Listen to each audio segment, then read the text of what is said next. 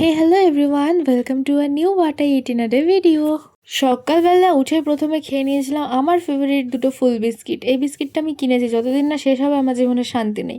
তো যাই হোক, তারপরে খেয়ে নিয়েছিলাম চা আর 4টা টপ গোল্ড। আচ্ছা, তোমরা কমেন্টে জানিও তো তোমাদের বাড়িতে তোমাদের পছন্দের বিস্কিট ঠিক কতদিন লং লাস্টিং হয়।